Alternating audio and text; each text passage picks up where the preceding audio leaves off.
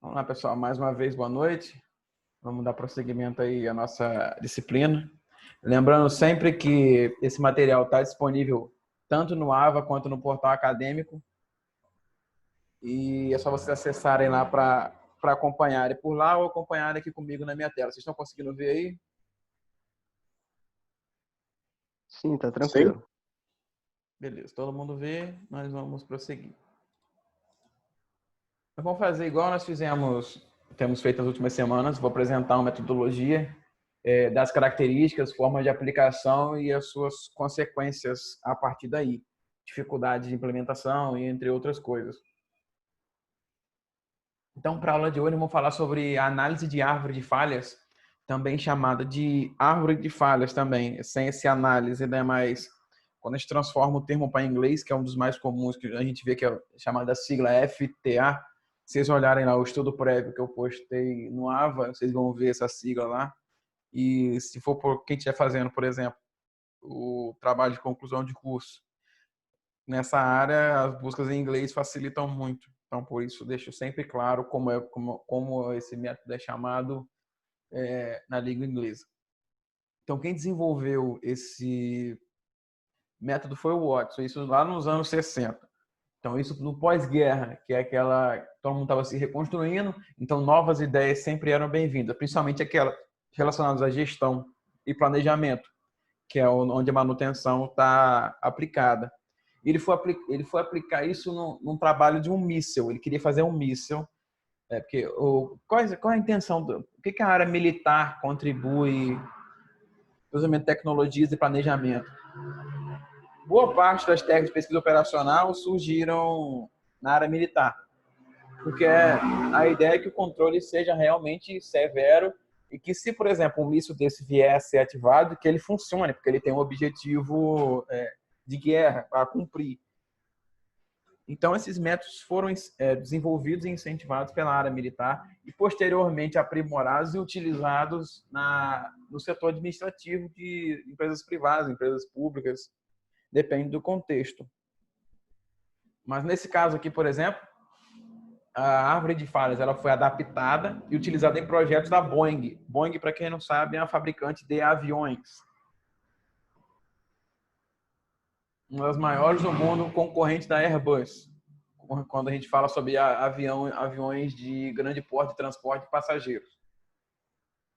Então, só para vocês terem uma ideia de como esse método é importante. Vocês lembram que eu falei que, quando a gente falava sobre confiabilidade, que o setor aeronáutico é o mais confiável, independente do o que causa um acidente, ele é o mais confiável de todos os meios de transporte que nós temos, devido a todos os problemas associados, porque quando acontece um acidente, muitas pessoas vêm a perder suas vidas e os estragos são enormes.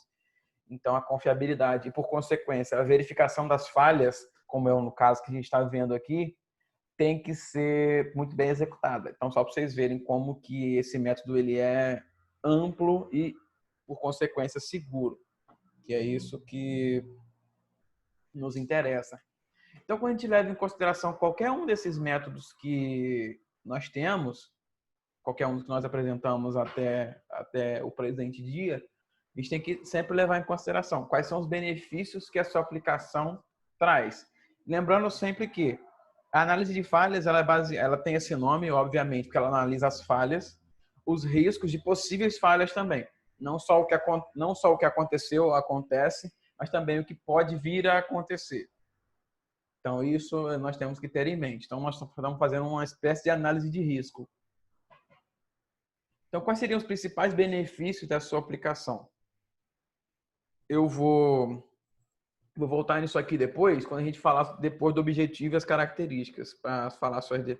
Não, eu posso falar agora também, não tem problema não. A gente vai repetindo para o conhecimento ser cementado. Então, vamos lá. O que eu vou ter que fazer para poder fazer uma análise de risco do tipo árvore de falha? Eu vou ter que conhecer todo o meu processo de forma detalhada. Seja a instalação, um sistema, um equipamento, uma planta industrial, seja o que for. Geralmente esse método é aplicado em equipamentos ou sistemas menores, porque você direciona e foca a sua análise para poder ser mais detalhada. Se for analisar muitas variáveis, acaba sendo amplo demais e perde a especificidade da análise. Então, a partir daí, nós conseguimos saber a confiabilidade, que é também, como eu acabei de comentar com vocês, que esses dois métodos caminham em conjunto, confiabilidade e análise de risco, análise de falha, né? Por meio da árvore de falha. Então, sempre observar qual é a frequência de ocorrência de certa hipótese acidental, como nós fizemos vários cálculos com relação aos indicadores, vocês podem observar que todos esses métodos eles são basicamente amarrados um ao outro. Tem a obrigação de usar todos juntos? Não. Pode fazer uma combinação deles? Sim. Pode usar apenas um deles? Também sim. Então, essa é a possibilidade que nós temos. Pode ser a combinação, pode ser alguns deles, ou pode ser apenas um.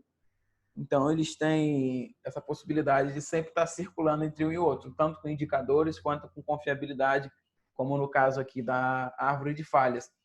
E além de eu observar quais são os problemas que acontecem, eu vou lá na origem. Eu quero saber qual é a causa básica do meu evento.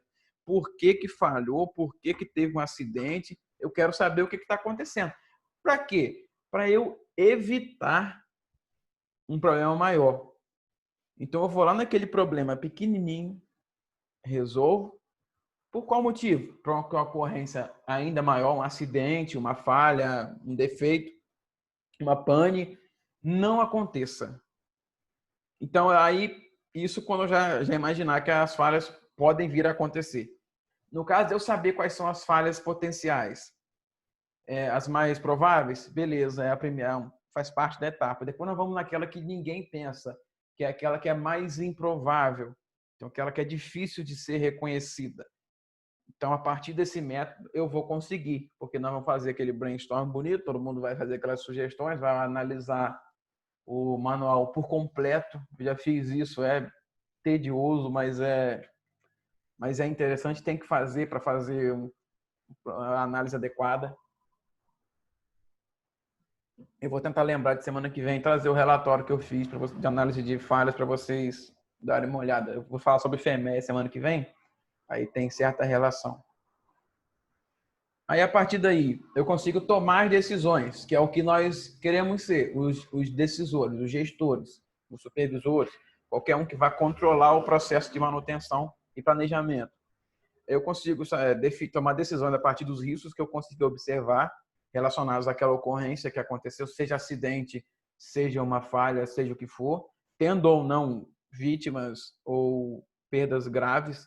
Lembrando que nosso objetivo aqui é que esse tipo de coisa não aconteça, evitar sempre a manutenção não planejada e sempre levar em consideração a sua frequência de ocorrência e quais são as falhas que mais geram problemas. Isso é uma das partes muito interessantes. Por exemplo, como é que eu vou priorizar qual tipo de falhas? É só ver qual delas gera maior problema. Como? Fazendo uma árvore de falhas, que eu classifico a partir dos problemas que eu tenho. Qual é aquela que tem maior significância para o meu processo? Qual que me gera mais problemas, mais perdas, mais danos, mais custos? E focar nessas que são as chamadas problemáticas. Lógico, sempre resolver todas elas, no máximo, na medida do possível, mas focar naquelas chamadas assim, piores.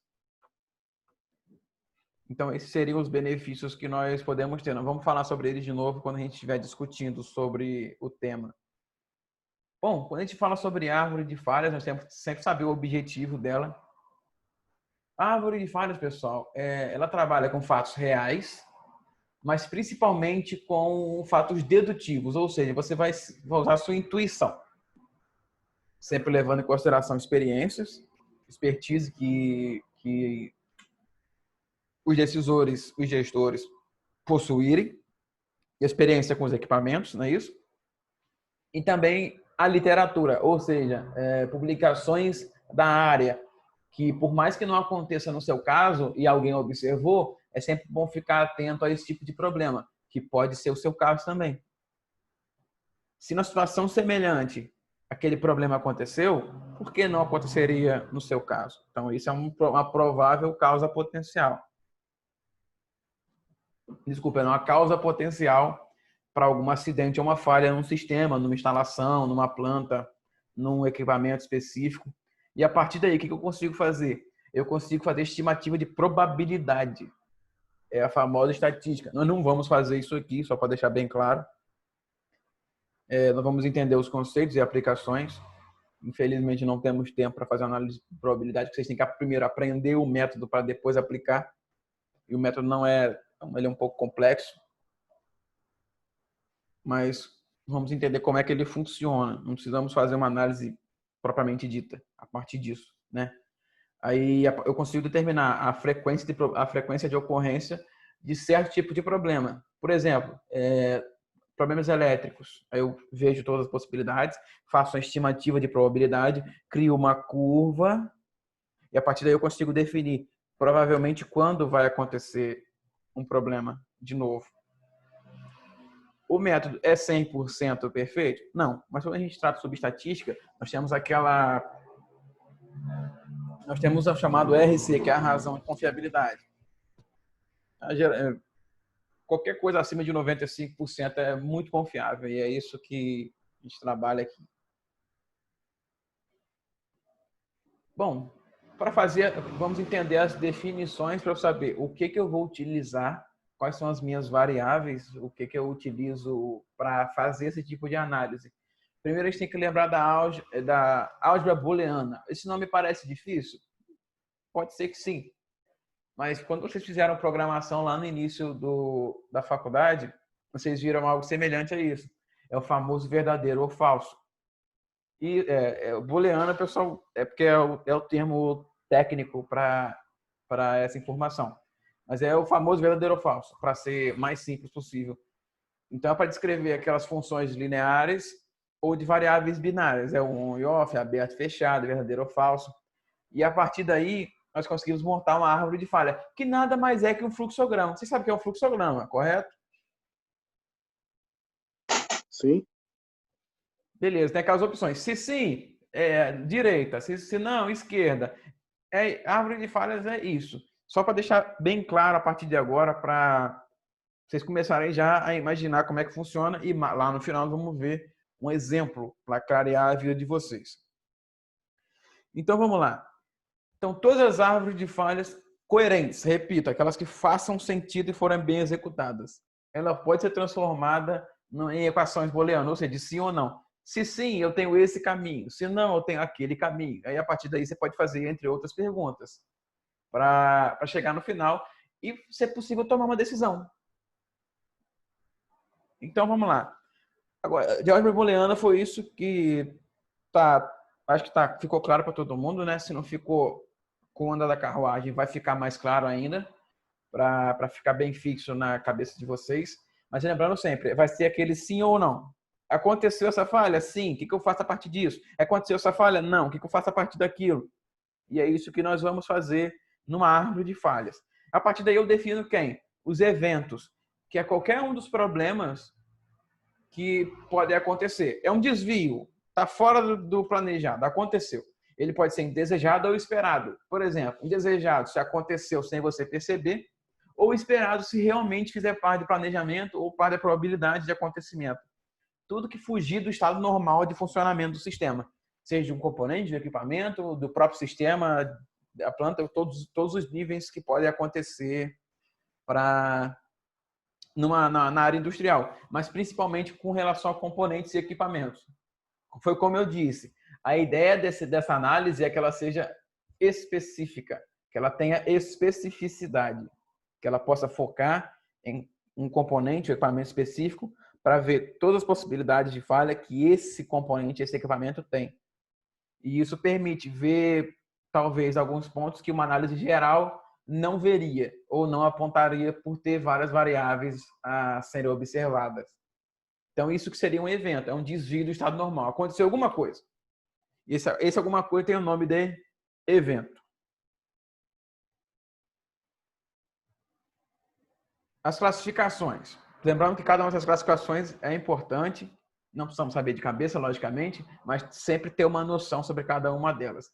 Então, a gente viu anteriormente, evento, que é classificado como um desvio do normal. Agora, evento topo. É um evento indesejado ou uma hipótese acidental. O que isso quer dizer? O que vai diferenciar o evento topo do evento? se os dois são desvios indesejados ou acidentais. O evento topo vai estar lá em cima na árvore de falha. Então, a partir desse evento topo que eu vou começar a fazer tudo. Ou seja, eu vou ver a partir dele quais são as falhas mais básicas para poder elas serem identificadas e eu sempre fazer aquela relação lógica entre essas falhas que acontecem, as diversas falhas que podem acontecer, sempre pensando na resolução das falhas. Lembrando que a análise é baseada nisso. Então, nós vemos as falhas, procuramos as causas e lá, bem quando a árvore estiver pronta, eu penso nas soluções. Então, esse é o evento de topo. Está lá em cima, é aquele que vai iniciar a árvore de falhas para, a partir daí, ver quais são as falhas mais básicas do sistema. Facilita na identificação.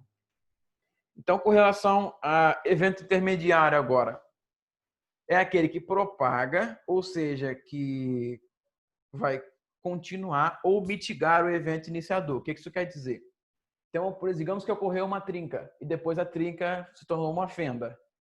Então, é um evento intermediário que está propagando a trinca. Se for de mitigação, ou seja, para corrigir, é uma soldade. Se outro correu trinca, sim. O que fazer depois? Soldar a peça. Pronto, é um evento intermediário, só que ele vai mitigar o que aconteceu anteriormente. Tem muito trema aqui, né? Culpa do corretor. Depois eu vou acertar isso aí. Evento básico. Como o próprio nome diz, ele é um evento que é considerado básico, ou seja, quando nenhum desenvolvimento a mais é necessário. Ele aconteceu e ele é tão simples que não tem problema a partir dele. Então, a partir dele já chegou na solução. Já cheguei no final da análise. Que é isso que seria o evento básico. Então, é sempre guardar, como o próprio nome está dizendo, evento topo é o lá de cima, evento comum é qualquer desvio fora do normal, evento intermediário ele vai propagar ou mitigar o que aconteceu anteriormente. E o evento básico é aquele que não tem mais nenhum desenvolvimento a partir dele. Não vai ser necessário. Evento não desenvolvido. O que isso quer dizer? Então, essa possibilidade existe, beleza. A gente imaginou que pode acontecer. Mas eu não tenho informações disponíveis para fazê-lo acontecer ou solucioná-lo em casos necessários. Então, isso não vai acontecer. Porta lógica. O que uma porta lógica faz? É aquele famoso, isso aqui, mais uma vez, lembrando que a árvore de falha é um fluxograma, então tem que lembrar, programação básica, não vamos programar nada, só para deixar bem claro, mas só para poder entender como é que é a lógica de funcionamento. Então tem que ter um raciocínio lógico para fazer para poder entender aqui tanto os eventos de entrada quanto os eventos de saída e fazer o seu relacionamento lógico. E a partir daí nós vamos ter aquelas portas E, que é o AND, né, traduzindo para o inglês, e quando duas opções se combinam, ou quando você tem que escolher uma das opções possíveis de uma árvore de falha para poder seguir no seu desenvolvimento. Então, isso é uma porta lógica. E, ou, do tipo E, ou, do tipo ou. Então, vamos lá. Como é que, a partir nós entendemos quais são os itens que fazem parte de uma árvore de falha. Então, tem a álgebra booleana, o evento padrão, o evento topo, o evento intermediário, o evento básico, tem um evento não desenvolvido, porque não temos informações disponíveis para fazer isso, e tem as portas lógicas, que vão fazer mais sentido para nós quando analisar lá mais à frente o fluxograma. Vou até passar até lá rapidinho, só para vocês darem uma olhada como que é. Essa aqui são os eventos básicos, como se representa. E aqui tem um exemplo. Depois nós vamos analisar ele com calma. Pessoal, antes de entrar na metodologia aqui, eu vou abrir uma outra chamada, porque o nosso tempo já está se esgotando. Beleza? Lembrando que é o mesmo link, tá?